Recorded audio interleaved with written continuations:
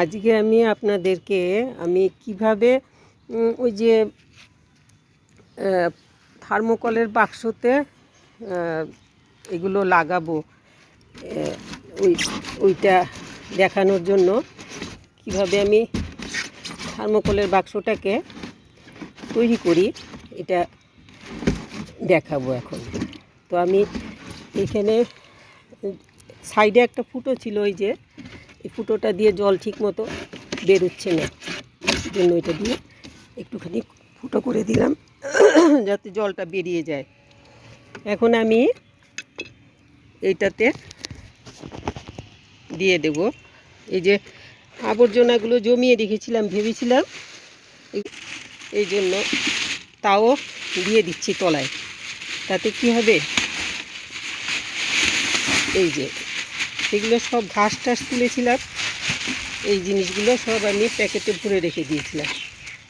এখন প্যাকেটের থেকে এগুলোকে এই ঢেলে তলায় দিয়ে দিচ্ছি, তাতে বাক্সটা একটুখানি ফাঁকা ফাঁকাও হবে আর এগুলো পচে তলায় সারও হয়ে যাবে। এই যে অনেকটা পচেছে, কদিন বৃষ্টিতে পচে গেছে।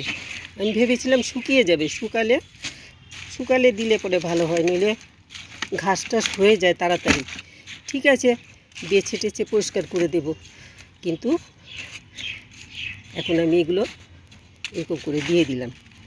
আরও কিছু আছে দেখি, এগুলো দিয়ে দিই। যা আবর্জনা আছে এগুলো নিচে নিয়ে ফেলার থেকে বাক্সতে দিয়ে দিলে, পলিথিন দেব না, পলিথিনগুলো ফেলে দেব, আবর্জনাগুলো শুধু দেব। পলিথিনগুলো ফেলে শুধু এই ঘাস পাতা টাতা এগুলো পচে বরং আমার সার তৈরি হয়ে যাবে। এইখানে আরেকটা ফুটো করে দিই তো ভালো হবে। তলায় ফুটো না হলে পরে জলটা ঠিক মতো বেরোতে পারবে না। আমি এখানে ফুটোটার মধ্যে একটা কিছু দিয়ে দিলে ভালো হতো। এখানে যে ফুটোটা করেছি, এই যে এই ফুটোটাতে একটা পাথর দিয়ে দিই, এই পাথর দুটো দিয়ে দিই, তো মাটিতে তাড়াতাড়ি বন্ধ করতে পারবে না, জল যাবে। এতটুক দিলাম, দেখি এখন আর কি দিতে পারি এটাতে। এখন কিছুটা মাটি দিয়ে দেব। এই যে প্যাকেট করে মাটি এনে রেখেছি আমি, তো একসাথে যে কাজের লোকও পাওয়া যাচ্ছে না বৃষ্টির জন্য, তো অল্প অল্প করে প্যাকেটে করে মাটি এনে রেখেছিলাম। এই যে মাটিগুলো দিয়ে দিচ্ছি কিছু কিছু করে। এখন যেই গাছগুলো লাগিয়েছিলাম সব বেশিরভাগই সব পচে গেছে, চারা বেরিয়েছিল কিন্তু চারাগুলো হতে পারেনি। খুব ছোট চারার মধ্যে বেশি বৃষ্টি পড়লে যা হয় আর কি, সব পচে নষ্ট হয়ে গেছে। এখন এটাতে কোনটাতে যেন গোবর সার ছিল, একটাতে মাটিটা আগে দিয়ে দিই।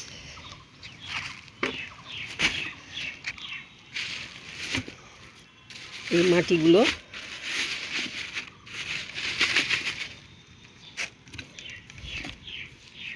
দিয়ে আমি এটাতে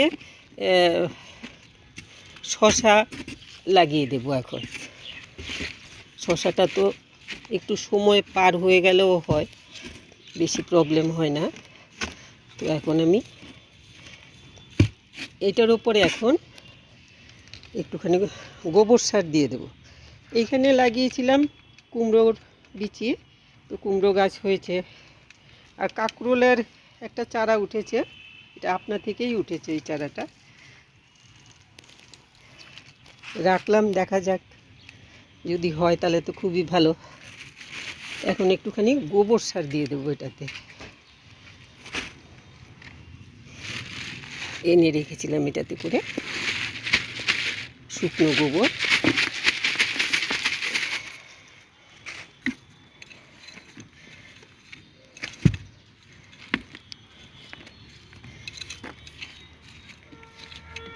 সাথে মিশিয়ে দিলে ভালো হবে। এখন আমি অল্প মাটি, অল্প গোবর সার দিয়েই বসিয়ে দেব। তারপর গাছ উঠলে তখন গাছের গোড়ায় আর একটু মাটি টাটি দিয়ে দেবো আর কি। এক্ষুনি তো এত পারবো না দিতে।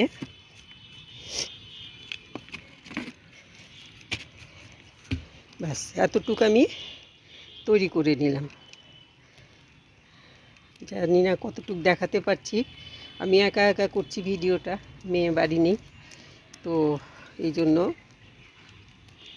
কতটুকু দেখাতে পারছি বুঝতে পারছি না আমি। আচ্ছা ঠিক আছে, আর একটু গোবর সার দিয়ে দিয়ে আছে এই যখন এখানে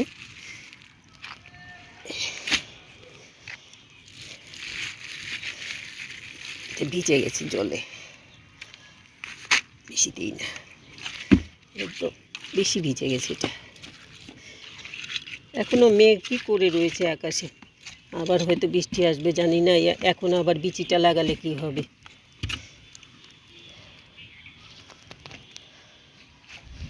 এটার মধ্যে লাগিয়েছিলাম আমি শশার বিচি, মাত্র একটা উঠেছে বৃষ্টিতে ধুয়ে। কোথায় যে শশার বিচি নিয়ে গেছে বলতে পারি না।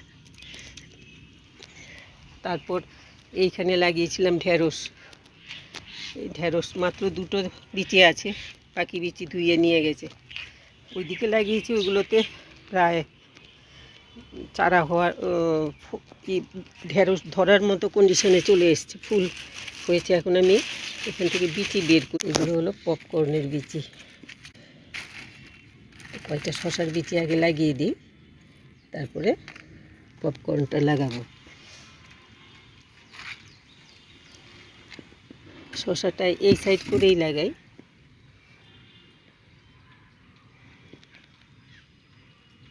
কতটুকু দেখাতে পারছি আমি বলতে পারছি না, কিন্তু জানি না, বেশি করে দিয়ে দিচ্ছি।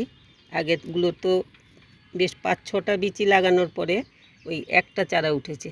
এটা দিয়ে দেবো আবার এটাতে আবার দিয়ে দিই।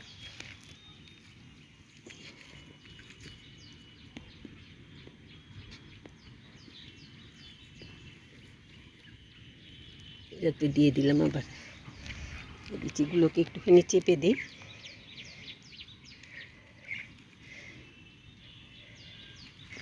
বেশি তলায় চলে গেছে।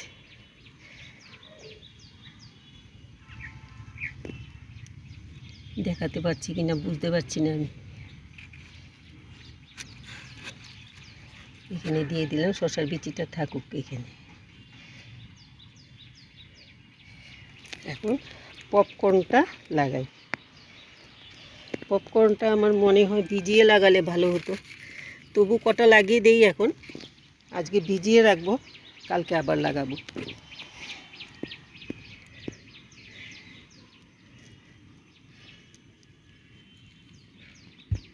লাইন করে লাগাচ্ছি, কতটুকু কী হবে তো জানি না, তবু লাগিয়ে যাই। দুটো বাড়তি হলো, মাঝখানে দিয়ে দিই। মাটি দিয়ে ঢাকা, অল্প হালকা মাটি দিয়ে ঢাকা দিচ্ছি আমি, প্লাস্টিকের টুকরো।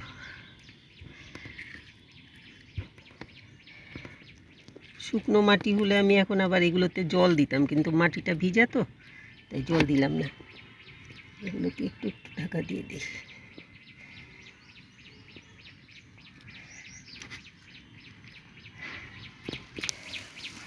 হয়ে গেল আমার এই বাক্সতে গাছ লাগানো। তো গাছ লাগানোটা খুব একটা বেশি কঠিন না, একটু একটু করে জমিয়ে রাখলে তো গাছ লাগানোটা হয়ে যায় চটপট করে।